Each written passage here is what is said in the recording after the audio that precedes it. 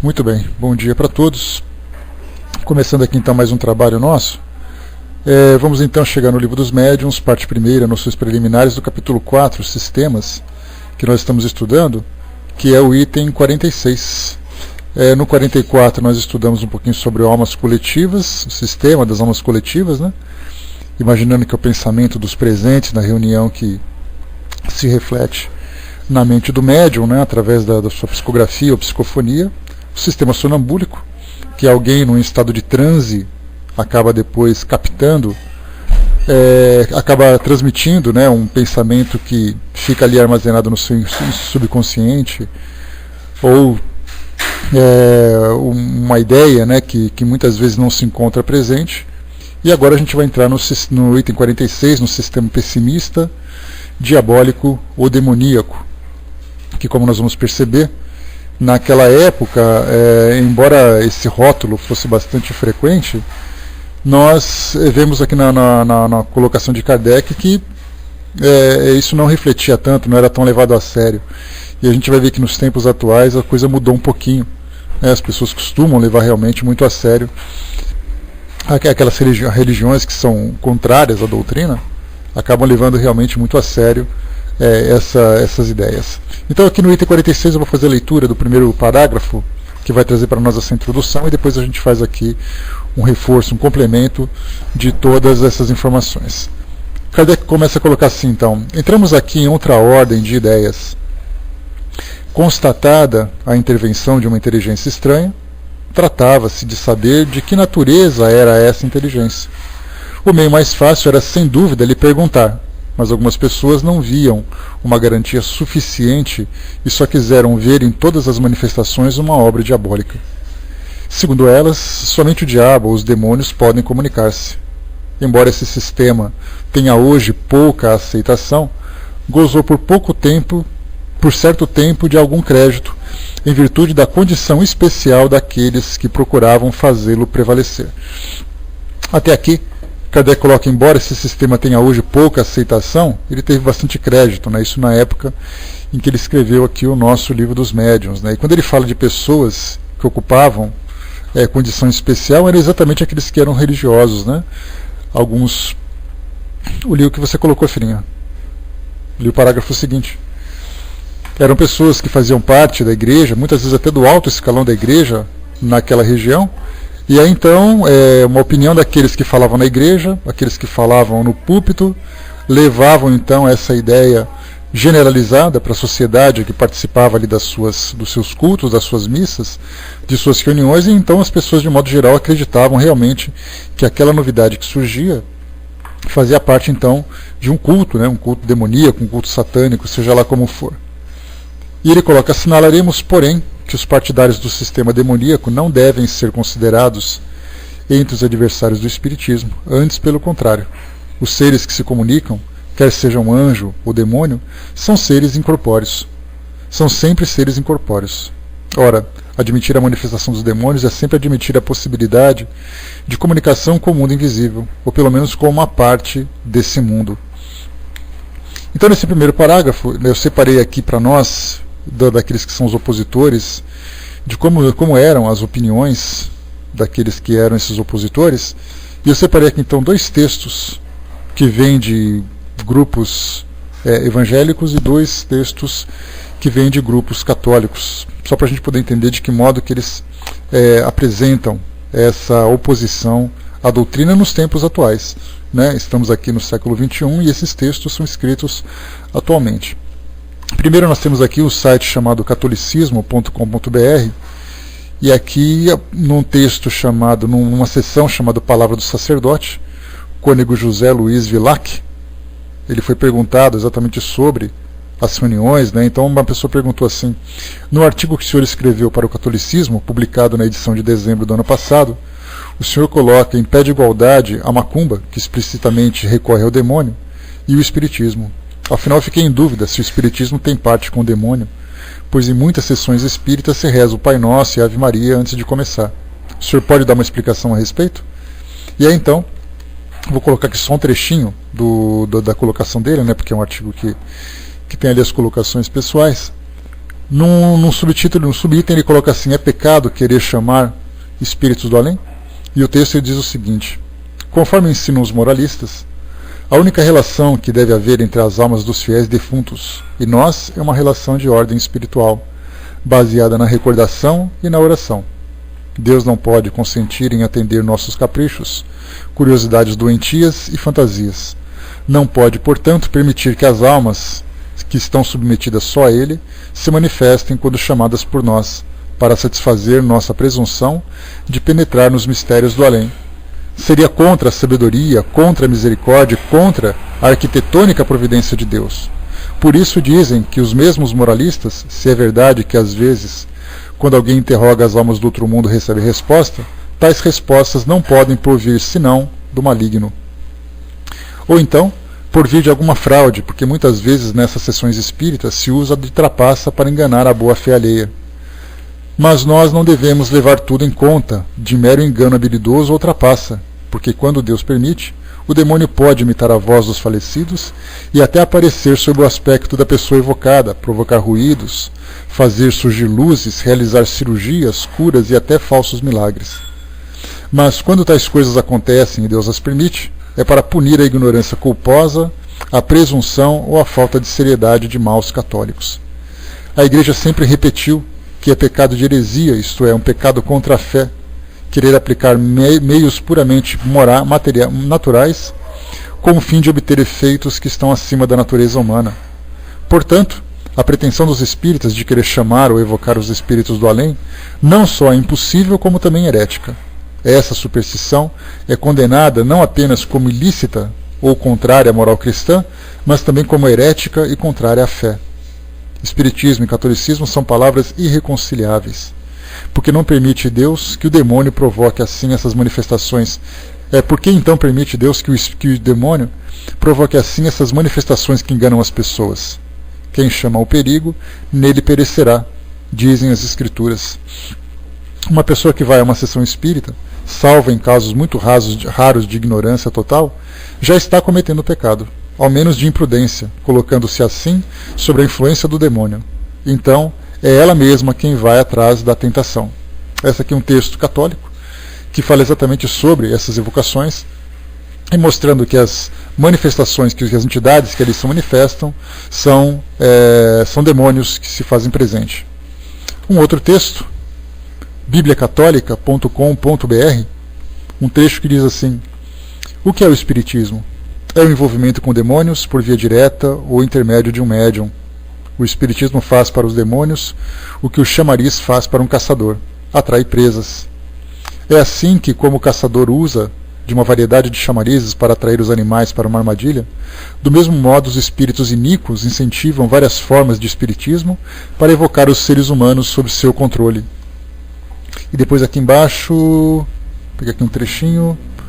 A prática do espiritismo pode levar ao molestamento às mãos dos demônios ou até à possessão demoníaca.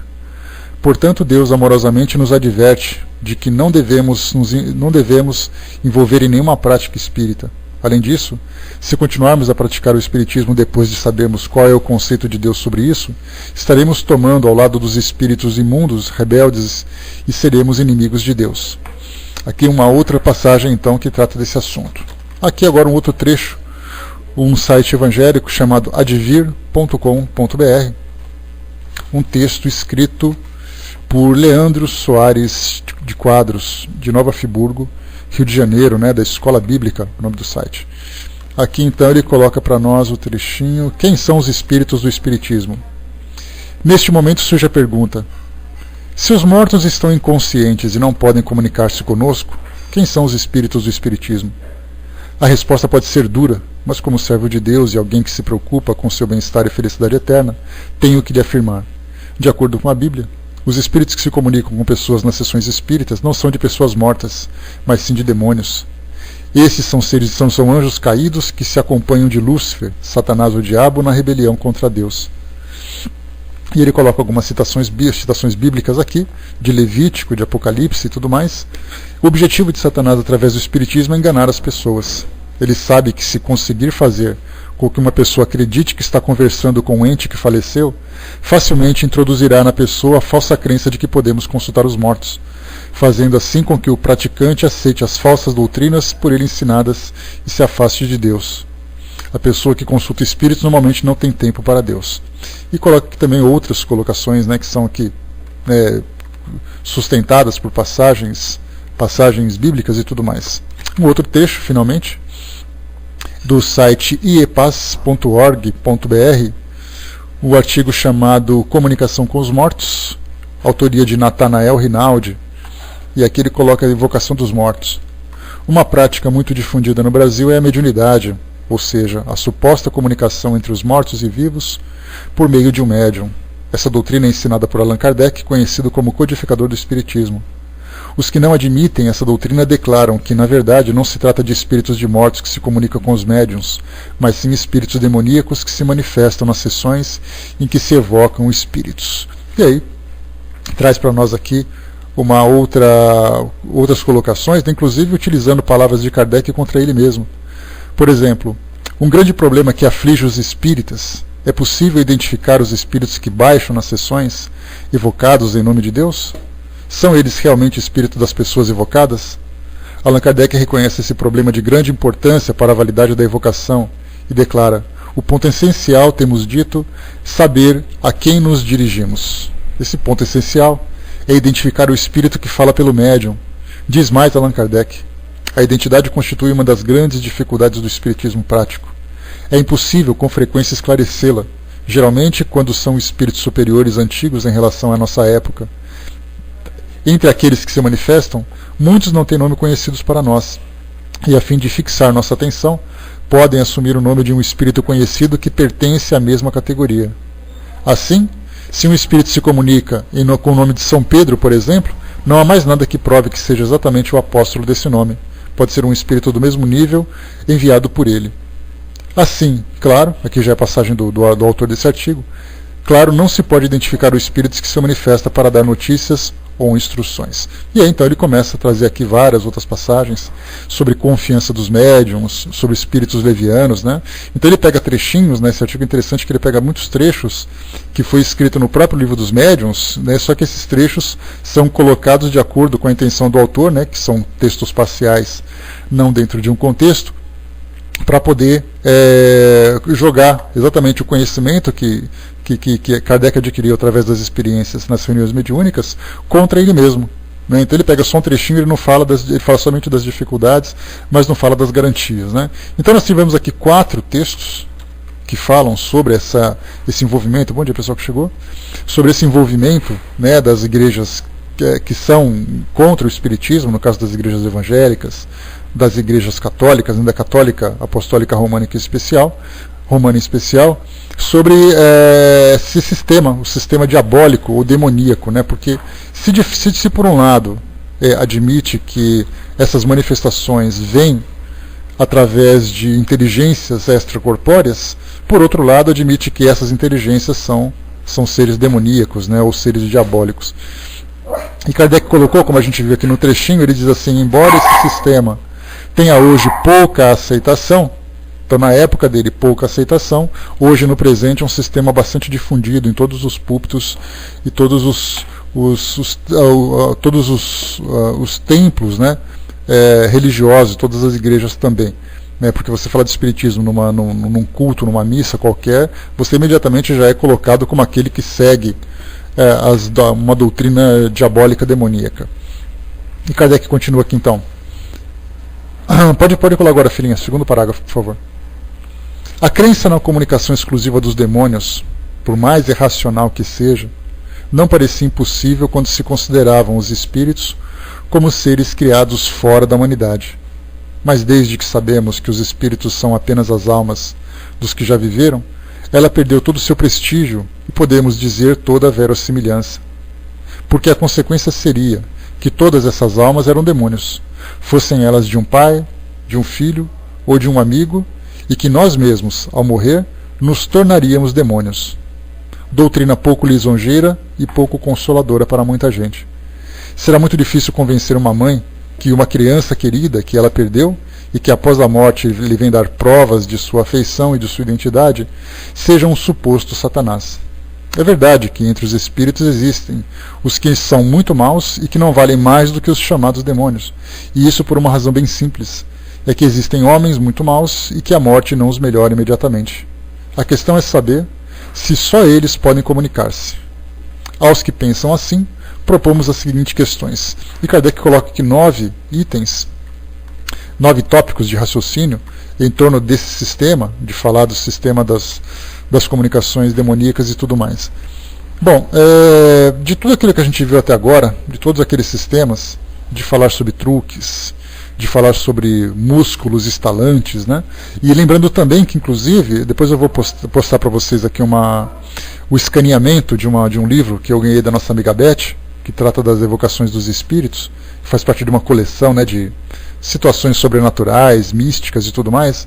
Essa edição da Evocação dos Espíritos fala sobre muitos médiuns, espíritas ou não, fala sobre a origem do espiritismo, e nesse artigo tem um comentário interessante que as irmãs Fox, lá em 1947, 48, para quem não conhece a história das irmãs Fox, depois a gente pode até trazer um pouco mais de informações para vocês a esse respeito, que foi ali que tudo começou, né, no despertamento dessas ideias, da possibilidade de comunicação com os espíritos. Os Fox eram uma família que morava ali em Hadesville, que era um distrito de Nova York, naquela época, em que as casas viviam isoladas, né, em locais distantes umas das outras. Não era Nova York da atualidade, mas era assim, regiões bastante dispersas, né, locais bastante dispersos. E aí, então essa família vivia isolada no meio do nada numa plantação de hortelã, né, que era ali o meio de sobrevivência daquela família. Então eram 4 filhas, 2 delas já eram casadas e já moravam fora, e essas 2 adolescentes viviam ali naquele tédio, né, que era uma região que não se tinha escola, não se tinha amigos, não se tinha nada. E aí então certa vez começaram a ouvir algumas batidas naquela casa, e isso provocava um certo susto, né? As meninas iam dormir com os pais porque ficavam com medo de dormirem sozinhas e tal. E aí então certa vez numa batida elas começaram então a responder, né? Ouvi uma batida, elas batiam uma palma. Aí depois ficava mudo, elas davam 2 palmas e davam 2 batidas. E percebiam que havia uma reciprocidade nessa comunicação. E aí então elas começaram a criar uma forma de se comunicar com essas batidas, através de uma batida sim, se não houvesse batida nenhuma, ficava em silêncio.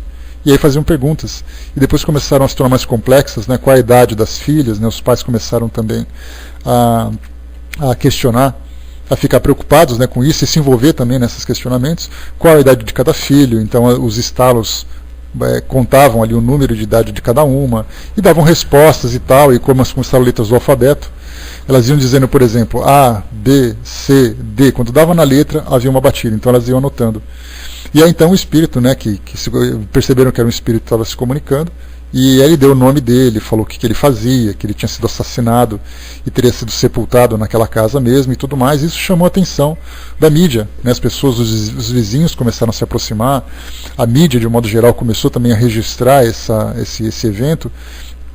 E aí depois de um tempo a gente vê assim, textos, né, que tratam dessa questão, falavam exatamente de uma simulação, que era uma forma que elas tinham de estalar os dedos dos pés, né? Elas tinham ali como se fosse esse músculo estalante que Kardec estudou aqui de algumas pessoas lá na Europa, mas que elas também produziam essas batidas, né, que estavam naquele silêncio.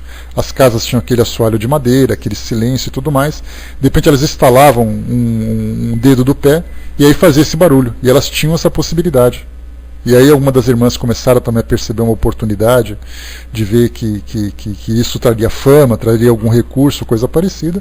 E aí então essa é mais ou menos a história das irmãs Fox, dessas 2 jovens, que acabavam se destacando naquela época, né? Então quando a gente procura textos, especialmente textos evangélicos, né, porque nos Estados Unidos a religião protestante ela é predominante naquele país, Existe o catolicismo, o hinduísmo, o judaísmo, a religião muçulmana, a islâmica, né? E aí então, como o protestantismo é o mais acentuado lá, então os opositores fazem parte dessa religião. E muitos artigos dessa mesma doutrina destacavam exatamente esse charlatanismo que era provocado por essas irmãs. Mas independente disso, depois de um tempo, na Europa começaram a surgir as mesas girantes e tudo mais, e veio como continuidade, mas esse fenômeno acabou se destacando nos Estados Unidos exatamente com esse sistema dos músculos estalantes, que Kardec destaca aqui nesse nosso capítulo, que as pessoas tinham ali, né, no pequeno perônio, que é exatamente ali aquele osso que fica atrás da canela, né? E aí então, isso, bom dia pessoal, bom trabalho para vocês aí. E aí então a pessoa instalava ali o tornozelo e fazia esse barulho, e as irmãs Fox também eram acusadas desse mesmo tipo de prática, né? Só que a gente lembra, né, que se por acaso você não tem a possibilidade de fazer esse barulho, então outras coisas acabavam acontecendo, né? Outros sistemas acabavam sendo criados, né? Como por exemplo, em vez de você fazer um estalo que acontecia embaixo da mesa, era um estalo que acontecia atrás da porta. E aí, então, como não tinha ninguém atrás da porta, esse músculo estalante perdia, então, ali o seu sentido. Então, era um desses vários sistemas. E um desses, então, que a gente está estudando agora, tem essas ideias que são mais materialistas, né, dos truques, dos mecanismos que acabavam sendo criados. Outros que tratavam, né, de questões da mente, a parapsicologia, principalmente, começava a trazer ali algumas respostas, né, de reflexas, de pensamentos reflexos, de telepatia, de transes sonambúlicos, né, de transes hipnóticos também, que eram sistemas que diziam, né, o médium quando escrevia alguma coisa ele estava hipnotizado, portanto eram ideias que muitas vezes estavam ocultas no seu inconsciente. Mas a partir do momento em que se desprezaram, né, ou que se dispensaram todos esses sistemas que eram mais ligados ao materialismo, primeiro aqueles dos truques, que era tudo materialista, o segundo da força da mente, que já era um progresso, mas que também não respondiam a muitas questões, e depois começaram o reconhecimento, os sistemas que abordavam o reconhecimento dessas inteligências extracorpóreas, né, que eram de fato ali entidades que não faziam parte do mundo físico. E aí começavam então, né, quem que poderiam ser essas entidades.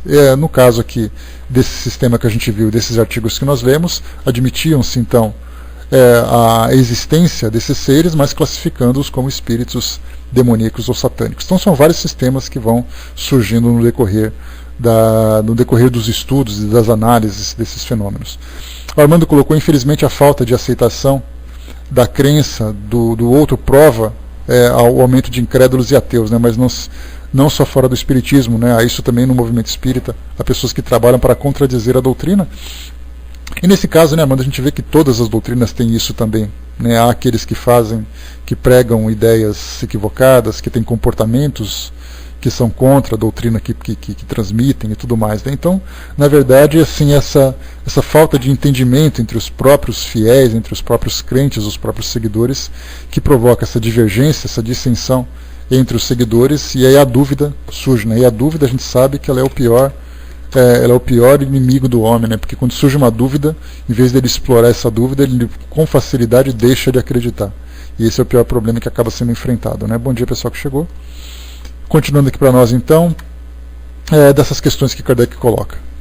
Assim, os que pensam assim, propomos as seguintes questões, né? Armando colocou aqui, ontem a Record fez uma denúncia contra outra igreja, lobo brigando contra lobo, né? Pois é, exatamente isso, né?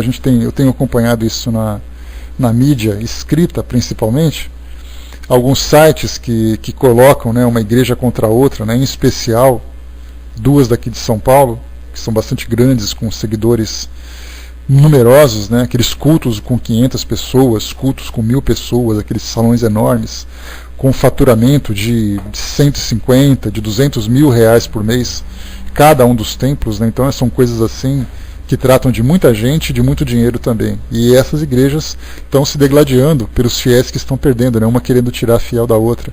E a gente de fora fica olhando assim abismado, né? A gente fica se perguntando como é que as pessoas se deixam manipular por isso, né? Exatamente, né? Vai um jogo de interesses puramente materialistas, enquanto que o Cristo ali fica tendo convulsões na cruz enquanto observa esse tipo de comportamento. Mas, né, nós que temos ali uma visão, pelo menos mais neutra com relação a isso, né? Cada um cuidando de si mesmo, cada um preocupado com aquilo que aprendeu, aquilo que pratica, as consequências dos seus atos, a gente vai, infelizmente, lamentando por ver a sociedade ainda presa nesse misticismo, né, nessa pequenez de raciocínio, de comportamento, enquanto ali as pessoas sofrem, né? Porque exatamente ali o sofrimento é o que move as pessoas a essas instituições. Em vez de elas terem ali o seu sofrimento aliviado, elas são exatamente manipuladas por interesses particulares, né? E que isso não, nós esperamos pelo menos que isso não seja também algo percebido dentro das nossas instituições, já que a doutrina traz para nós um conceito de responsabilidade muito mais profundo. E aqui então, as seguintes questões que Kardec coloca a respeito da identidade dos espíritos que se manifestam nessas reuniões mediúnicas. Primeiro, há espíritos bons e espíritos maus? São essas perguntas que Kardec está colocando, cada uma delas é uma pergunta, e tendo como consequência dessas perguntas, é uma resposta que leva, né, muito mais à reflexão. Então, primeiro, há espíritos bons e espíritos maus? Uma pergunta que se faz àqueles que são os opositores, né? E a gente fica ali se perguntando quais seriam as respostas que eles dariam, né? A primeira resposta seria sim, há espíritos bons e espíritos maus, mas há também espíritos que são criados fora do meio natural onde nós todos fomos criados, né? Porque a gente lembra que anjos e demônios são seres criados à parte. Basta a gente olhar, por exemplo, no catolicismo, dentro do próprio código canônico, nós temos ali que os seres, é uma afirmação papal, que os anjos são seres criados fora da ordem humana. Tanto que nós temos ali muitas histórias dos anjos se rebelando contra Deus, se rebelando contra a sua vontade.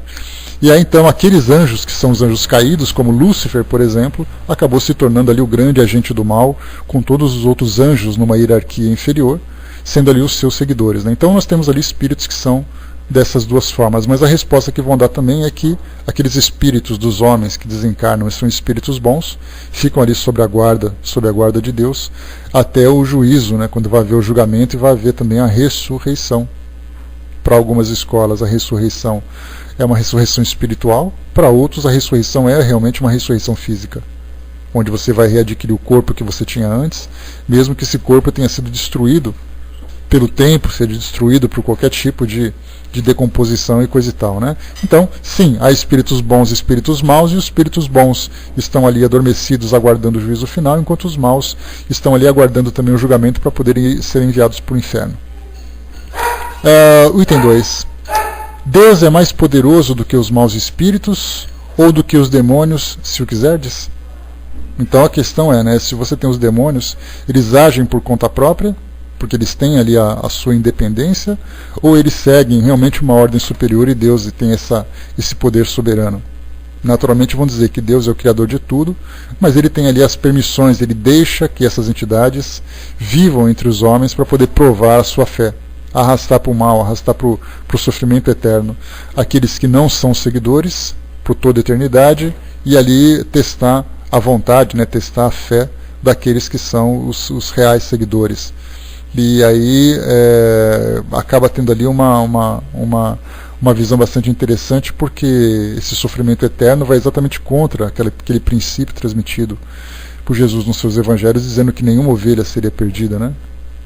Então, quer dizer, você não tem ali a oportunidade do arrependimento, você não pode, porque afinal de contas a condenação é eterna, e sendo uma condenação eterna, como o próprio nome diz, vai ser uma condenação para sempre, sem direito a qualquer tipo de arrependimento ou de revogação dessa condenação. O Wagner colocou essa pergunta, apesar de simples no primeiro momento, mas para respondermos, temos que ver e rever os nossos conceitos em relação ao que sejam os espíritos, né? Mas para eles, aquela questão, né, Wagner, quando se fala sobre esses maus espíritos, né, ou esses demônios, eles são realmente esses anjos caídos. E todo anjo, como a gente colocou, é um ser criado à parte. Você não pode se comparar a um anjo. E se você se tornou um anjo e optou, porque a gente lembra sempre que os espíritos não são criados no mundo espiritual. Portanto, os mesmos demônios que hoje existem no mundo espiritual são os demônios criados no início da criação, no início da origem de tudo. Então, até hoje eles continuam assim. Então, eles só mudaram de lado, vamos dizer assim. Né, tanto que fala anjos caídos, exatamente porque tem aquele conceito de que o céu, o alto, significa ali a superioridade, e embaixo acaba sendo ali o inferno. Então eles caem de cima para baixo. Então eles continuam ali existindo. Como coloca maus espíritos, é a questão de Kardec, né? Tanto que ele coloca assim, ó, Deus é mais poderoso do que os maus espíritos, ou do que os demônios, se quiserdes. Então ele deixa a opção para a pessoa, de se nós entendemos como maus espíritos, se ele entende como demônios, dá na mesma. Mas a questão é, Deus é mais poderoso ou menos poderoso que essas entidades? Inês colocou, bom dia Inês, desejo saber por que esses conflitos entre religiões, existem espíritos junto com eles em trabalhos espirituais? A gente lembra sempre que qualquer situação, não precisa ser entre religiões não, se você está na sua casa, se você está no trânsito, se você está no seu trabalho, seja lá onde for, a gente lembra que sempre existem as influências espirituais. Os espíritos estão sempre próximos, né, e sempre se aproximam daqueles que têm afinidade. Tanto é assim que hoje vocês estão aqui na sala, de certa forma, entre aspas, sob a minha influência, porque o que eu estou falando vocês estão absorvendo. Qualquer informação que eu passe para vocês vai ter o título de verdade, o título de mentira, de acordo com o julgamento que vocês fizerem. Então, entre nós aqui, fisicamente, vocês estão, de certa forma, sob influência. Agora, se eu não estivesse aqui, mas vocês estivessem no cotidiano, no dia de vocês também sofreriam influências, porque os espíritos estão sempre presentes entre nós.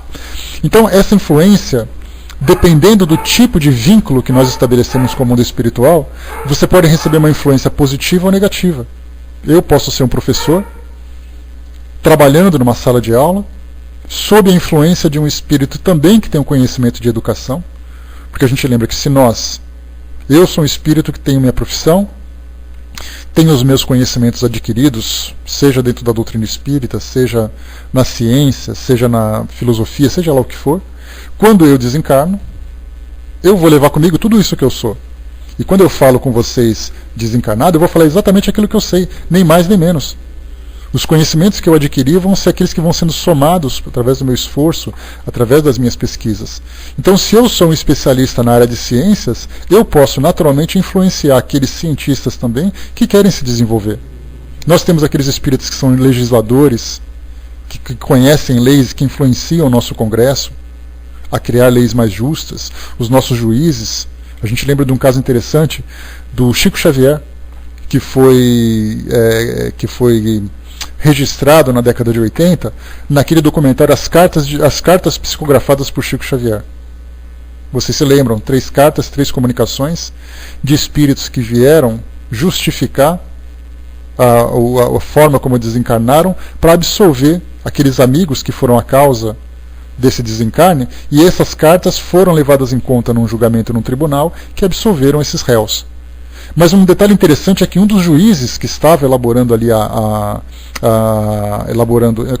não conheço o termo jurídico, né, mas elaborando ali a conclusão do julgamento, ele conta exatamente isso. Ele estava datilografando essa conclusão, esse veredito que ele estava estabelecendo ali naquele julgamento, e de repente ele adormeceu e 3 horas depois, ou 2 horas depois, ele acordou com várias e várias páginas datilografadas. E ele dizia assim, olha, não lembro de ter escrito isso. E todo o conhecimento que foi descrito ali era o conhecimento jurídico, ou seja, um espírito que tinha esse conhecimento que veio trazer a sua influência. Médicos que ajudam outros profissionais da medicina a buscarem tratamentos, descobertas e tudo mais. Então influência nós temos em todos os lugares. E eu posso ser um espírito mau caráter, que encontra alguém que tem esse pensamento também de cunho inferior, de cunho egoísta, e eu vou então provocar influência para estimular aquilo que ele possui. Então dentro das religiões também é assim. Eu posso ser um espírito que pego ali alguém um fiel, um seguidor, um orientador, e começa a transmitir ideias equivocadas para ele. Para dizer assim, isso mesmo, bota fogo na lenha mesmo. Muito mais para destruir a fé das pessoas, porque como nós colocamos numa outra oportunidade, a gente lembra que quando a gente sofre, a gente se sente muito mais confortável quando alguém está sofrendo junto. Ou seja, se eu estou desempregado e eu estou sozinho no mundo como desempregado, eu vou me sentir assim numa depressão só. Mas se eu estou desempregado e vejo um monte de gente desempregada do meu lado, eu vou dizer, ufa, que alívio, não fui só eu. E eu coloquei um exemplo também interessante de escola. Quando você faz uma prova, aí o professor te entrega a tua prova, você tirou uma nota abaixo da média, uma nota vermelha. Aí você fica naquela depressão, né? Poxa vida, né? Tirei uma nota ruim. De repente, mais 10 colegas seus também tiraram nota ruim. Você fala, ufa, que bom, não fui só eu. A gente vê rapidamente isso daí, né? Aí as pessoas perguntam, né? Quantos alunos tiraram nota pior do que você? Ah, um monte de gente tirou. Ah, que bom, então. Então acontece a mesma coisa no nosso mundo hoje. Então esses espíritos, quando sofrem, eles se sentem mais confortáveis quando tem pessoas que sofrem junto, mais conformados quando tem pessoas que sofrem junto com eles. Daí então essa influência constante de uns sobre os outros, e aquela luta da força, né, do bem contra o mal, ou esse bem contra o mal naturalmente é do equilíbrio, ou do egoísmo, da bondade, da generosidade, e aí então isso acontece em todo lugar. Acontece em todo lugar. Daí então você perguntou, Inês, só para poder concluir aqui o raciocínio agora, para não te deixar ali meio reticente com relação à sua questão, né? Por que esses conflitos entre religião? Porque a gente lembra que as religiões verdadeiras, a sua religião, a religião na sua essência mais pura, ela tem sempre o objetivo de fazer com que as pessoas cresçam, que as pessoas se tornem melhores, que as pessoas sigam em direção aos ensinamentos de Deus, à força divina, digamos assim. E quando a gente gera esse conflito entre religião, a gente gera dúvida.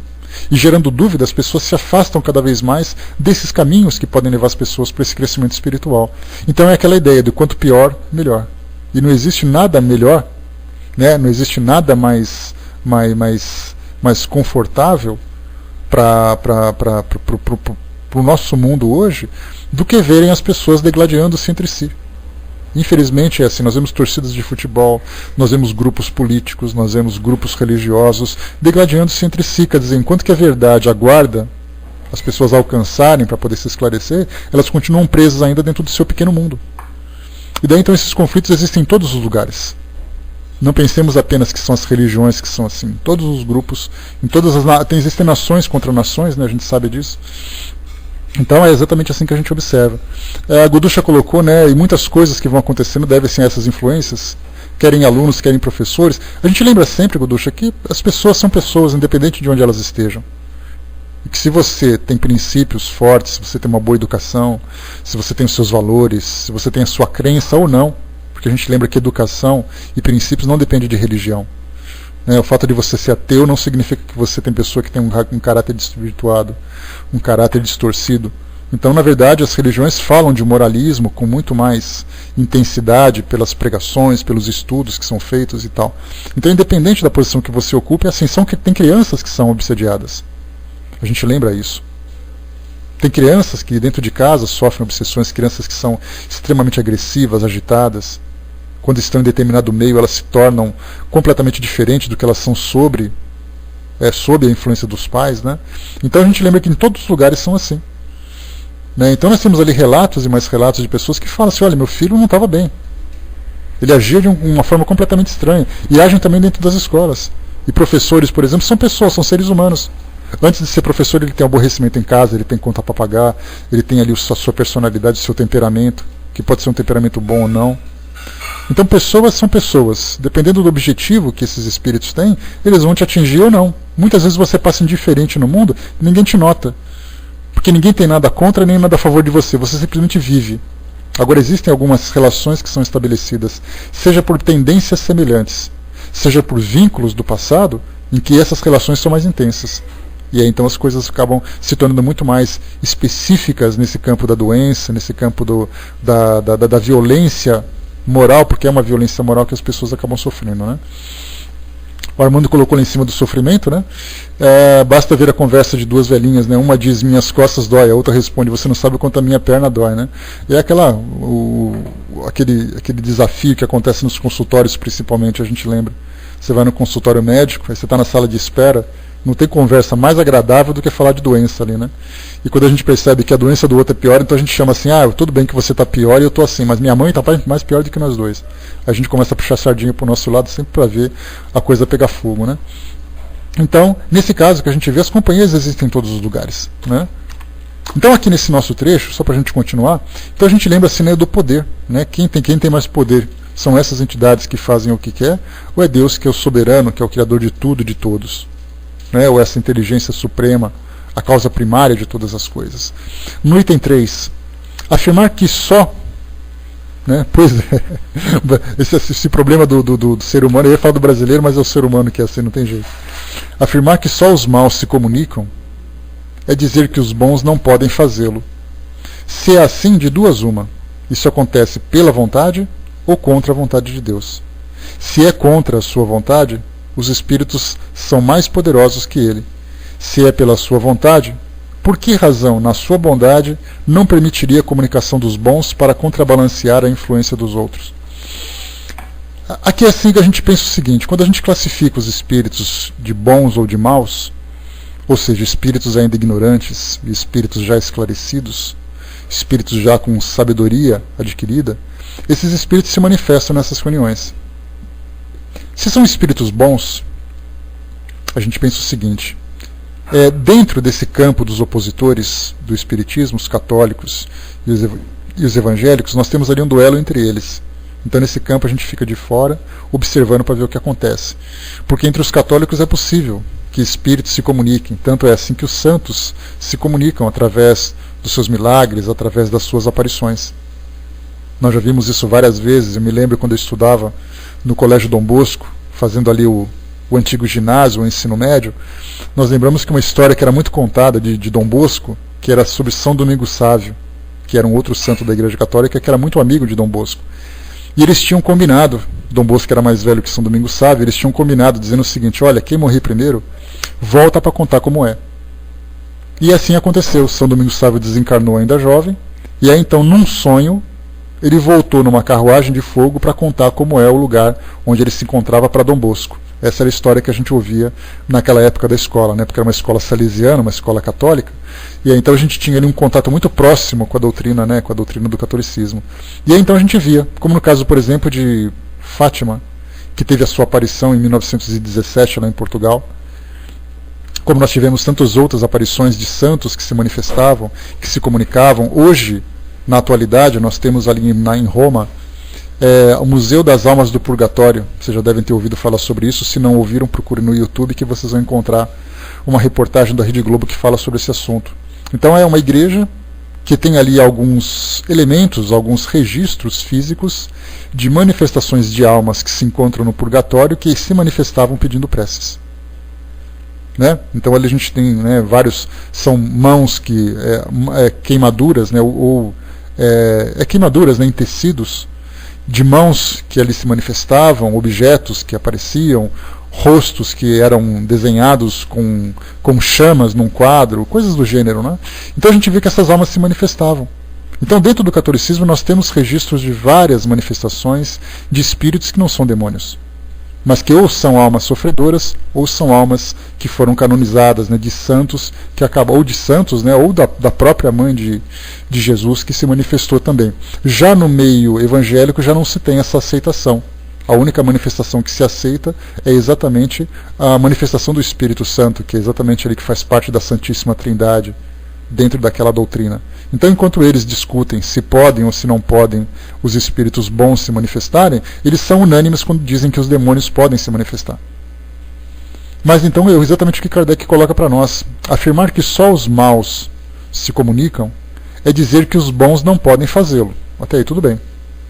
Então só os maus que podem, só os demônios que podem trazer ali as suas ideias. Se é assim, de duas uma. Isso acontece pela vontade ou contra a vontade de Deus. Se é contra a sua vontade, quer dizer, se os demônios se manifestam através das possessões, não é somente através de psicografia, não. Hoje nós temos ali um monte de filme, né, que foi produzido para poder registrar esse contato que se tem com o sobrenatural, com os demônios, né, de possessões, exorcismos e coisa e tal. Virou moda fazer filme assim agora. Então nós temos ali essas possessões, nós temos aquelas manifestações, filmes de terror que falam disso o tempo todo, né? Então até aí, ou esses demônios se manifestam com a permissão de Deus ou contra a permissão de Deus. Se forem contra, como diz Kardec, se forem contra, significa que eles têm mais poder do que Deus, porque Deus disse que ninguém pode se manifestar. E de repente acontece uma possessão. Quer dizer, por que isso tudo? Qual é exatamente a resposta que nós podemos dar para esse evento? Nós percebemos aí que é uma contradição. Porque se não pode, por que esses podem? Se é pela sua vontade, agora se Deus realmente permite, por que razão na sua bondade não permitiria a comunicação dos bons para contrabalancear a influência dos outros? Seria mais ou menos assim: se um demônio pode tomar conta do corpo de uma pessoa, por que um anjo não poderia fazer isso? De repente você está na sua casa e você começa a falar sobre ideias de sabedoria, ideias de amor, de bondade, e um anjo vem falar através de você. Ah, mas o anjo não fala. Tudo bem, mas por que o demônio fala?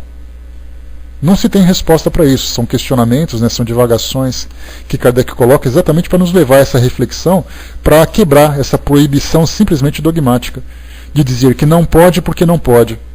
Mas como nós temos a liberdade de pensamento, a doutrina espírita, no seu aspecto filosófico, nos dá essa liberdade, essa permissão de questionar, de perguntar, de se aprofundar, de recusar, se nós quisermos, nós perguntamos então por que um pode e outro não pode. E é assim mesmo, né, Júnior? Pronto, acabou, não pode porque está escrito. É esse dogmatismo que a gente acaba vendo as limitações. Então, temos ali essa questão que é bastante interessante. Continuando no item 4.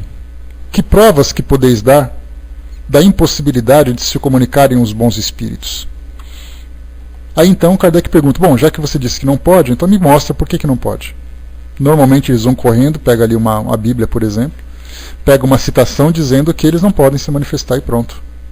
E aí nós falamos assim, mas espera aí, se não pode, eu lembro do Monte Tabor ali, onde nós tivemos ali Jesus com Moisés e com, não me lembro mais quem, que se manifestou e apareceu, e ali estava presente, quer dizer, eles estavam se comunicando.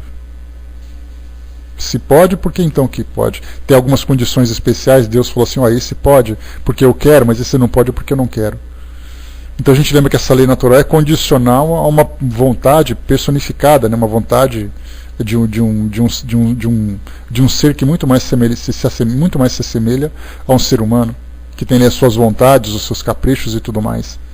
Então, já que você não pode provar a impossibilidade, né? Porque eu disse assim, olha, eu recebi a comunicação de uma pessoa da minha família, que eu consegui identificar pelas informações e tudo mais. As respostas mais clássicas que surgem, e a gente vê isso nos sites hoje publicados e nos depoimentos que as pessoas têm, é dizendo assim, olha, mas tudo bem que a sua mãe se comunicou e ela falou coisas que só ela sabia, mas você não conhece o diabo sabe tudo sobre você. E ele fala exatamente como a sua mãe e deu as respostas exatamente que sua mãe daria. Mas por que a minha mãe não pode se comunicar? Por que essa pessoa, né, que desencarnou não pode se comunicar comigo? Ah, porque Deus disse que não pode.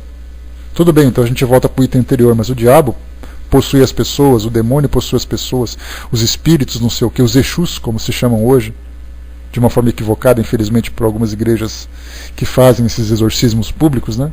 Eles podem, mas por que ela não pode? Não basta dizer apenas que eles não podem, me explica por que não pode. Continua no item 5. O advogado colocou para nós, é mais fácil manter as pessoas na ignorância que na sabedoria. Muitas vezes manter as pessoas na ignorância e muitas vezes se manter na própria ignorância também.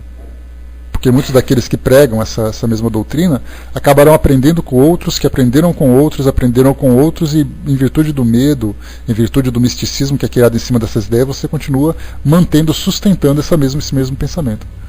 Item 5, né? São os próprios muitas vezes, né, Júnior? Item 5. Quando vos opomos à sabedoria de certas... Quando vós, né, vos opomos à sabedoria de certas comunicações, respondei que o demônio usa todas as máscaras para melhor seduzir. Aquilo que a gente conversou agora há pouco. Sabemos realmente que há espíritos hipócritas que dão à sua linguagem um verniz de sabedoria. Mas admitis que a ignorância possa representar o verdadeiro saber e uma natureza má substituir a virtude sem deixar transparecer uma fraude? Aqui Kardec dizia o seguinte, que nas comunicações que nós recebemos do mundo espiritual, assim como um e-mail, imagina eu mandar um e-mail para vocês de uma forma anônima. Eu crio uma conta qualquer no Gmail, pego o e-mail de vocês e mando ali um texto. Como todos nós temos ali um certo grau de inteligência, nem todos nós somos tão ignorantes assim. Afinal de contas, nós temos um conhecimento geral daquilo que nós estudamos na escola, daquilo que a vida nos ensinou, do contato com outras pessoas, do nosso aprendizado autodidata e tudo mais. Eu mando um e-mail para vocês com certas informações. Vocês vão ler aquele e-mail e vocês vão analisar o seu conteúdo. Vocês vão dizer assim, mas espera aí, isso aqui que está dizendo não é uma bobagem. Vocês pegam, deletam e não se fala mais nisso. Ou isso aqui é interessante, deixa eu pesquisar um pouco mais para saber se isso é verdadeiro ou não. E aí então vocês vão fazer um julgamento daquele texto que eu mandei, baseado no conhecimento que vocês possuem. Se vocês tiverem ali a vontade de se aprofundar, de saber se realmente aquilo é verdade ou não, eu faço uma denúncia no e-mail e mando para vocês. Ou vocês aceitam a denúncia. Eu falo, por exemplo, assim, a Vaninha, quando era jovem, ela adorava amarrar o rabo do gato. Poderíamos trazer ali situações mais graves dentro da nossa sociedade. Então, ou vocês vão acreditar de imediato que ela era realmente uma criança má, ou vocês vão chegar até ela e vão tirar essa dúvida. E vão buscar questionamentos, vão fazer investigações. Fulano disse na internet que tal coisa aconteceu. Mas será que o fulano disse isso mesmo? Ou vocês vão pegar e vão dar ali um repasse no seu e-mail e vão mandar para todo mundo sem vocês investigarem? Então nós hoje, através dos nossos e-mails, através das nossas comunicações, nós fazemos julgamentos e análises sustentados pelo conhecimento que nós aqui adquirimos. E muitas vezes quando a gente fala sobre uma certa sabedoria, com relação ao comportamento das pessoas, com relação às suas virtudes, aos seus valores, com relação àquilo que o mundo espiritual pode nos oferecer e tudo mais, quando nós lemos, nós vemos ali uma certa lógica. Então eu posso buscar aquilo ali, e chega uma hora que, se por acaso eu estiver inventando uma história, no segundo, no terceiro, no quarto e-mail, essa coisa vai mudar, eu vou entrar em contradição. Então, ou eu tenho realmente grande sabedoria, ou eu não tenho. E isso não é apenas dentro do meio espírita. Nós pegamos textos de outras religiões, de outros representantes religiosos, que são extremamente sábios naquilo que entendem. Nós pegamos um texto de Gandhi, por exemplo. O que a gente vê de equivocado nas palavras de Gandhi? O que nós vemos de equivocado nas palavras de Madre Teresa de Calcutá? A gente começa a ler e a gente fica deslumbrado com as palavras, com a doçura, com o conhecimento que essas pessoas podem demonstrar. Nós pegamos um texto escrito por Chico Xavier e falamos, poxa vida, isso que ele escreveu é realmente algo de muita sabedoria. Não falamos de revelações, nós falamos de conhecimento de vida. E aí a gente pega então o Espírito que se manifesta e traz essa mesma sabedoria, a gente pode dizer assim, mas espera aí, isso aqui quem escreveu foi um demônio. Mas poxa vida, mas que demônio sábio. Porque ele escreveu exatamente a mesma coisa que outros sábios também escreveram. Porque a sabedoria, a gente lembra, não é algo que me pertence. A sabedoria é algo comum, que as pessoas partilham. Aquilo que Buda escreveu, aquilo que Zoroastro escreveu, aquilo que Jesus escreveu e aquilo que tantos outros sábios escreveram na história da humanidade, eles têm muita coisa em comum. E de repente aparece um demônio que escreve a mesma coisa. Aí eu começo a questionar, mas espera aí, um demônio falaria isso? Mas a ideia que me passaram de demônio é falar sobre impurezas, sobre viciações, sobre sensualidade, agressividade. E de repente ele falou a mesma coisa que o Gandhi falou. Aí as pessoas vão dizer assim, calma que isso é sua isca. Quando você morder, ele vai começar a te envolver com as suas seduções malignas. Aí de repente vem uma outra comunicação, mas esse demônio só fala a mesma coisa. Só fala de amor, de bondade, de sabedoria, de paz, de harmonia, de responsabilidade. E aí então a gente levanta aquele questionamento, mas será que os demônios falam a si mesmo? Por isso Kardec coloca para nós essas máscaras para seduzir. E lembra que há espíritos realmente que são hipócritas, mas essa hipocrisia tem limite, chega uma hora que ele não consegue mais continuar mentindo, porque nós somos aquilo que somos. Eu posso até mostrar para vocês uma determinada face da minha personalidade para poder encantar, mas é só convivendo comigo que vocês vão saber que eu não sou aquilo. E é assim que nessa relação que nós temos com o mundo espiritual, porque eles pensam o seguinte, que basta um espírito mandar uma comunicação, que essa comunicação se torna verdade. Mas eles não pensam no relacionamento que se estabelece entre o médium, muitas vezes um relacionamento que vai uma vida inteira, todos os dias, com comunicações constantes, com presenças, com orientações, que o médium dá a impressão de que o médium ele tem alguma limitação intelectual, limitação mental, que ele não consegue perceber quando está sendo envolvido. Que ele simplesmente vive em constante ingenuidade sendo manipulado. E é exatamente ali. Mas admitir que a ignorância possa representar o verdadeiro saber e uma natureza má substituir a virtude sem deixar transparecer a fraude? Quer dizer, você pode se fazer de bonzinho sem dar nenhuma escorregada nem nada? Assim são os espíritos, assim são os seres humanos. O sexto. Se é só o demônio que se comunica, e sendo ele inimigo de Deus e dos homens, por que recomenda orar a Deus, submissão à sua vontade, sofrer sem queixas as atribulações da vida, não ambicionar honra nem riquezas, praticar a caridade e todas as máximas do Cristo? Em uma palavra, fazer tudo o que é necessário para destruir o seu império.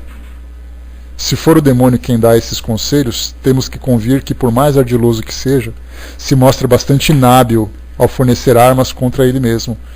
Porque de fato é assim, nós pegamos as comunicações hoje, esses livros hoje são vendidos o tempo todo. Se eu quiser, por exemplo, numa livraria de um shopping center, vou até lá e pego um livro de Emmanuel, Joana de Ângeles, de André Luiz, de mensagens edificantes e tudo mais, e a gente fica lendo e pensando, né, muitas vezes mensagens que nos comovem, nos sensibilizam, e a gente diz assim, esse livro aqui é um livro do diabo, porque foi ele que escreveu, foi ele que tentou me manipular, mas aquilo que ele está falando joga exatamente a gente contra ele, porque todas essas mensagens são as mensagens que estão diretamente conectadas com os ensinamentos cristãos, os ensinamentos dos evangelhos.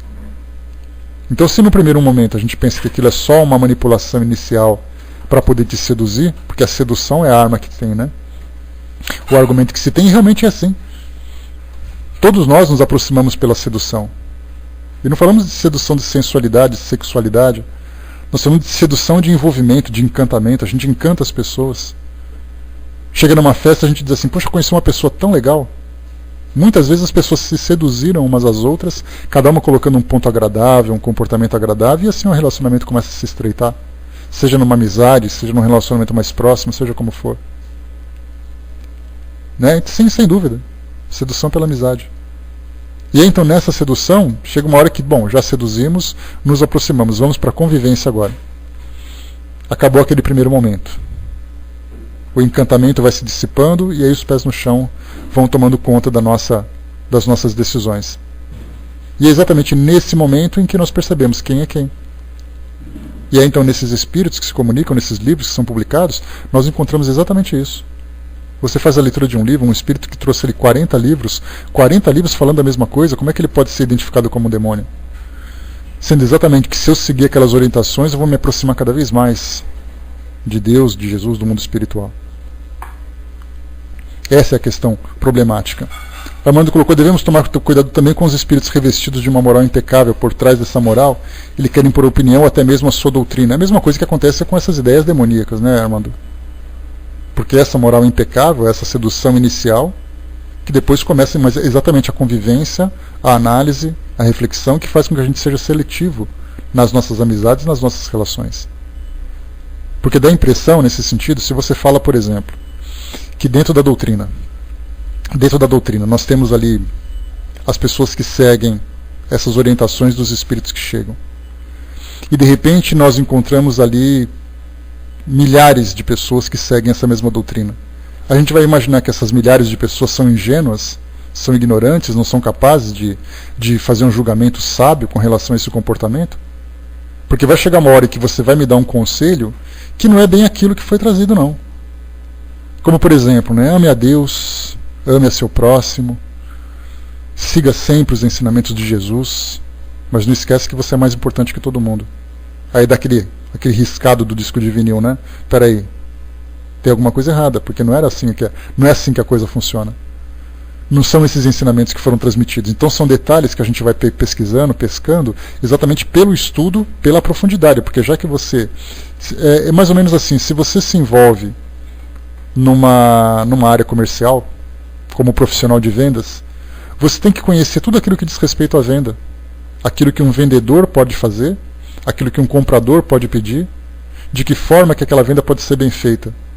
A mesma coisa acontece quando você se envolve com relação a... Você vai criar uma igreja, você se torna líder de uma igreja, você tem que saber exatamente como vai ser a sua relação com esses fiéis que vão te seguir, exatamente o que eles vão pedir, o que você pode oferecer.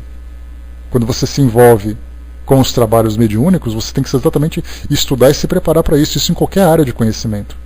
Se você vai se tornar professor, não adianta você dizer assim, eu quero ser professor porque me encanta ser professor. Você sabe onde você vai trabalhar? Você sabe quem são os alunos? Sabe quais são os recursos que estão à sua disposição? Então você vai se preparar para aquele tipo de trabalho. Então, nesse caso, com o campo mediúnico, é fundamental que você tenha conhecimento sobre todos os aspectos que dizem respeito a essa área, como em qualquer outra. Por isso, então, a gente observa que chega uma hora que você começa a se envolver com determinadas ideias e percebe, de certa forma, que ela não te agrada completamente. Nós vemos isso, a nossa vida é assim. Você escolhe, eu quero seguir essa filosofia de vida, se é uma filosofia oriental, se é budismo, se é Seishonoye, ou eu quero ser uma religião cristã, se eu quero ser católico, quero ser evangélico, quero ser esotérico, quero ser qualquer coisa. Você vai seguindo até o momento em que aquilo começa a te incomodar. Em que aquilo já não é mais o suficiente para você. Não, isso para mim não basta, eu não gosto de fazer esse tipo de coisa. E aí, então a gente vai começando a tomar novos caminhos, a mesma coisa, porque nós temos uma referência de valores, né, que nós construímos dentro de nossas famílias, dentro de nossas relações e tudo mais. Então nós somos capazes de discernir aquilo que é bom e aquilo que não é. Agora, se a gente vai ingenuamente, já entra nos perigos da mediunidade, que o próprio Kardec fala sobre isso. Se você quer se envolver, cuidado com os perigos, porque você pode sair ferido dessa situação, como em qualquer outra. No item 7, vamos em frente. Desde que os espíritos se comunicam, é que Deus o permite. Então aqui Kardec já não mais se preocupa com a questão de número 3, quando ele diz assim, os espíritos podem se comunicar com a permissão ou sem a permissão. Com a permissão, a gente não entende por que uns podem e por que outros não podem. Se é contra a permissão, significa que uns têm mais poder do que o próprio Deus. Então aqui no item 7, Kardec já leva em consideração que tudo acontece sob a permissão. Não existe aquela coisa de rebeldia, de você agir de acordo com a sua vontade. Então aqui, desde que os espíritos se comunicam, é que Deus o permite. Vendo as boas e as más comunicações, não é mais lógico pensar que Deus permite umas para provar e outras para nos aconselhar ao bem? A gente já pensa assim, mas espera aí, por que tem ali aqueles espíritos rebeldes, que são equivocados, que escrevem textos assim que a gente não vê sentido naquilo que está sendo escrito? Exatamente assim, se você não se prepara o suficiente, você vai cair nessas ciladas. Assim como acontece nas relações. Se fosse assim, Deus não permitiria que ninguém que tivesse mau caráter se aproximasse da gente. Mas você está andando na rua, você esbarra com todo tipo de pessoa. É você que vai fazer o discernimento dela. Você está ali num estacionamento de um shopping center, alguém passa e te faz um convite. Escuta, vamos roubar aquele carro? Aí, dependendo dos seus valores, você vai dizer sim ou não. Se todos nós estamos sob a proteção de Deus e nenhum tipo de mau espírito pode se comunicar, no estacionamento do shopping center, por que aquela pessoa se aproximou de mim? Percebem que a gente colocando, porque quando a gente fala a relação do mundo espiritual com a relação do mundo físico, a gente coloca isso num outro patamar, como se as nossas relações do cotidiano não tivessem a mesma semelhança. E na verdade tem. Porque quando eu falo com o espírito, eu posso falar com o espírito encarnado ou desencarnado. Se eu tenho amigos, eu posso ter amigos encarnados ou desencarnados. Se eu tenho inimigos, eu posso ter inimigos desencarnados e encarnados. Aquilo que eu faço no meu dia a dia, no meu cotidiano, é aquilo que acontece na minha relação com o mundo espiritual. Não preciso colocar aquilo num patamar diferente, cheio de misticismo, cheio de fantasia. Se eu sou capaz de escolher os meus amigos, por que eu não posso escolher os espíritos com que eu me relaciono? Então essa é uma das questões que Kardec coloca. Deus permite umas para provar e outras para aconselhar o bem. Aquele cara que me perguntou se eu quero assaltar com ele um carro, roubar um carro com ele no estacionamento de um shopping, ele veio para testar o meu caráter. Ele estava passando por ali, viu uma oportunidade e veio me perguntar. Aquela é a prova em que eu vou decidir sim ou não. Eu posso dizer não vou, não quero, não vou. E se por acaso me incomodar, eu vou lá e denuncio o que ele está fazendo. Simples assim. O Braz colocou o comportamento humano é tão distinto como as impressões digitais, sem dúvida. Né? Só que infelizmente, Braz, a gente lembra que o comportamento humano ele pode ser dissimulado durante um tempo, porque a gente lembra que você não pode fazer de conta que é bom. Quando a gente faz de conta que é bom, a gente vai imitando, simulando um comportamento, até que chega uma hora em que realmente nós somos testados no nosso caráter. É ali que a coisa vai acontecer. Então, nesse comportamento humano, a gente vai observando com a relação com o tempo. Eu conheço vocês há muito tempo, vocês me conhecem há muito tempo. Dentro das limitações que nós temos, nós já somos capazes de fazer o julgamento do caráter um do outro. Aquilo que vocês escrevem, aquilo que eu falo, a gente vai então percebendo, bom, aquilo que ele falou é assim, aquilo que é assado. E a gente vai percebendo qual é exatamente a personalidade de cada um. Personalidades que são diferentes, personalidades que têm reações diferentes diante de determinadas situações, mas nem por isso a gente deixa de ter afinidades, exatamente por estarmos aqui juntos.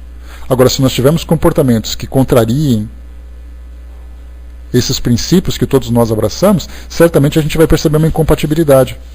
Se chegar alguém aqui na sala e começar a soltar palavrões na área de texto, rapidamente ou ele vai sair porque percebe que não teve resposta, ou ele vai ser expulso. Porque nós decidimos que esse tipo de comportamento não faz parte do nosso grupo, da nossa sociedade. mas alguém que chega, vai envolvendo, a coisa vai chegando, ele vai falando, vai seduzindo pela amizade, pela alegria, coisa e tal, até que chega uma hora que ele manda o PVT para alguém dando uma cantada. Aí se alguém chega para a Vaninha e fala, Vaninha, o fulano me escreveu isso, a Vaninha é pra já. Já bota um batonzinho nele, bota ele para fora e bane ele da sala. Porque percebe que mais dia ou menos dia, as suas reais intenções vão aparecer. Então analisar o comportamento, sim, é demorado, é difícil, mas sempre vai acontecer. Tem gente que casa com pessoas que não conhecem, que depois de anos de casamento chega assim, você não era o homem que eu sonhava. Olha só, demorou anos para conhecer. Tem pessoas que convivem com espíritos durante anos, até que chega uma hora que ele fala assim, não quero mais viver com esse traste. E aí então ele se desvincula, quebra essa relação. Então a gente percebe que conviver com espíritos é conviver com o ser humano, só que em dimensões diferentes. Mas o caráter, o envolvimento, a relação, a única diferença é que eles estão invisíveis, mas eles se tornam visíveis, perceptíveis, quando eles se comunicam através das comunicações. Ou mesmo quando a gente percebe que sutilmente, através da intuição, a gente não sabe quem é o espírito. Não sabe a aparência dele, não sabe o que ele escreve, o que ele pensa. Mas eu sinto que cada vez que tem ali uma presença, ela se torna desagradável. Pela vibração. A vibração, Brás, ela sem dúvida nenhuma é a identidade, é a impressão digital. Basta alguém se aproximar de você que você vai se sentir bem ou se sentir mal com o tempo. Basta você ter a sensibilidade um pouquinho mais apurada. E aí não importa se você está encarnado ou desencarnado. Basta se aproximar que eu já sinto aquela sensação agradável ou não. É mais ou menos como o cheiro. Você pode até tentar enganar o cheiro de alguém. Ele fica passando perfume. Claro, pode ser, Muriel. Ele pode passar perfume, ele pode enganar, mas chega uma hora que a caatinga vai aparecer. Aí você fala assim, poxa, mas aquele perfume que você usava, você não tinha esse cheiro antes. A vibração é a mesma coisa, só que ela é energética. Ela trabalha através de fluidos. E essa é a questão. O Brás colocou, né? Observa entre os espíritas que tem uns que ficam mais do lado do consolador da doutrina, outros que preferem do lado mais intimidatório, né? O que a gente percebe é o seguinte, Brás, são aspectos, né? São interesses que a gente tem. Né? De acordo com o interesse que eu tenho do estudo, é uma questão de visão. Assim como nós temos assim, as mais variadas áreas de conhecimento humano na nossa sociedade, uns preferem a matemática, outros preferem a ciência, outros preferem as reflexões, a filosofia, a espiritualidade, cada um busca um aspecto diferente. Eu tenho as minhas preferências também e reajo de modo específico nesse sentido. Né? Pode colocar, Muriel, assim que você colocar eu já respondo para você. Só para a gente poder concluir aqui em cima, deixa eu ver. Tem mais um tanto aqui ainda, pessoal. Vocês sabem que eu achava que a gente estava mais acelerado. Então tem aqui o item 8 e o item 9, e mais ainda algumas colocações de Kardec, que não vai dar tempo da gente ver hoje. Então eu paro por aqui, para a gente poder continuar. Tá, beleza, filhinho. Tá? Escreve aí, Muriel, não saiu nada para mim na área de texto, tá? Se for muito grande, manda em PVT para mim que eu faço a leitura aqui na sala. Então, enquanto isso, vocês que chegaram agora, a gente está aqui num trecho, fazendo um estudo, do sistema que faz a afirmação, sistema pessimista, diabólico, demoníaco. E Kardec dizia que, na época dele, esse sistema teve uma época que teve muito sucesso, que tudo que acontecia nas reuniões mediúnicas era comunicações dos demônios. Aí ele falou assim que já não acontecia tanto naquele período, mas já houve ali a sua época áurea, né? Então eu peguei aqui alguns trechos, peguei dois artigos que foram publicados em sites católicos e 2 artigos que foram publicados em sites evangélicos, e todos eles afirmando exatamente isso, que são os demônios que se manipulam os médiuns que trazem as suas comunicações. Exatamente nesse sistema que Kardec colocou. Muriel colocou, é possível uma pessoa encarnada sentir a presença de uma pessoa também encarnada? Sim, sem dúvida. Tudo é energia, Muriel, tudo é energia, tudo é sensibilidade. Nós temos aquelas pessoas que dizem assim, olha, estou sentindo que alguém vai entrar aqui nesse ambiente. E eu estou achando que é tal pessoa. Ela entra. Porque a gente lembra que a sensibilidade de cada uma para poder captar essas energias, ela varia. Tem pessoas que são bastante sensíveis, tem outras que são tijolo, como eu, por exemplo. Eu sou uma porta de cerejeira. Né? Não adianta você querer transmitir pensamento, vibração, energia, que eu não sinto absolutamente nada. Mas tem pessoas que passam mal quando você passa mal, pelo vínculo afetivo que ela estabelece com você. Né? Pois é, né, Wagner? A gente está bem arrumado, né? A gente pode estar de costa um para o outro que a gente nem sabe que está ali presente. Se tiver os dois andando no escuro, a gente dá uma cabeçada uma na outra. Isso, né, bem lembrado, né, Francis? Na novela Viagem, a gente tinha isso nas irmãs ali. Na Diná com a que era a Lucinha Lins. Como é que chamava a Lucinha Lins? Eu esqueci o nome dela. Mas nós tínhamos as duas que percebiam, né? Você está bem, minha irmã? Né? A Lucinha Lins principalmente tinha essa sensibilidade, né? Então tem suas vantagens e desvantagens, Guducha, tá? Porque eu tenho amigas que são, uma amiga que é médium, que ela está, se ela por acaso tem uma relação muito próxima a você, quando você está mal, ela fica mal. Às vezes ela fica com depressão, ela fala assim, mas eu não tenho motivo para ficar deprimido. E isso dura mais ou menos uns 3 dias, pelo que ela relatou, pelo que ela observou. Aí então ela fica pensando assim, quem que está passando mal? De repente ela lembra que uma prima dela, que ela gosta muito, está se sentindo, está doente, não sei o que. Ela liga para ela, você está bem? Não, não estou bem. Então ela sabe exatamente o que ela está sentindo. Então esse é um tipo de mediunidade. Tá? O médium sensitivo, como se diz popularmente, esse sensitivo é exatamente porque ele tem a capacidade de sentir, de perceber esse campo vibratório que as pessoas têm. Então você pode sentir tanto encarnado como desencarnado. Isso você sente a energia. E essa energia é exatamente ali a identidade daquela pessoa e o que ela está vivendo naquele momento. Como, por exemplo, assim, eu estou sentindo que meu pai está próximo. Quando desencarnou, por exemplo, né? Tem pessoas que fazem isso com facilidade. Tem pessoas que sentem até cheiro quando alguém está se aproximando, né, Luísa? Então, quer dizer, é tudo uma questão do quê? De sensibilidade. Agora a gente tem que lembrar sempre assim, que todos os sinais que surgem, principalmente aqueles que são do campo intuitivo, eles precisam ser bem avaliados. Porque tem aquela mediunidade que é ostensiva, que eu estou vendo, que está ali na minha cara, que eu não tenho como desmentir. Agora, quando a gente fala assim, eu estou sentindo alguma coisa, esse sentir alguma coisa muitas vezes pode ser uma percepção equivocada da minha parte. Eu estou sentindo que você está mal, de repente eu que estou mal, estou achando que é você que está mal. Eu que preciso ir ao médico, eu que estou com dor de cabeça, com dor de barriga e coisa e tal. Então tudo depende do quê? De uma análise profunda. Mas o importante é lembrar, todo mundo se conhece. Você se analisa, você sabe. Eu sei que isso não me pertence, eu sei que isso vem de outra pessoa. Então, assim, o médium, na verdade, quando ele começa a perceber que tem essa sensibilidade, ele demora muitas vezes anos para poder identificar exatamente o que acontece. Com essa amiga a gente conversou durante muito tempo para poder analisar, e ela percebeu então que isso acontece. Ela falou assim, às vezes do nada eu me sinto mal, do nada acontece isso. E a gente começou a conversar, analisar situações e coisa e tal, e ela percebeu que as pessoas próximas a ela, quando se sentiam assim, de um modo desequilibrado, ela também se sentia. Então ela falava assim, tem dia que eu não consigo sair da cama de tanta depressão que eu sinto. E a nossa resposta é, então você fica atenta porque isso não é seu. Então você levanta, reage porque isso vai passar, isso não te pertence. Aí então ela começou a ter controle sobre essas sensações. Né? O Wagner colocou, muitos não fazem visitas aos hospitais por causa da sensibilidade. Hospitais, vai com Deus, André, já estamos acabando também, grande abraço.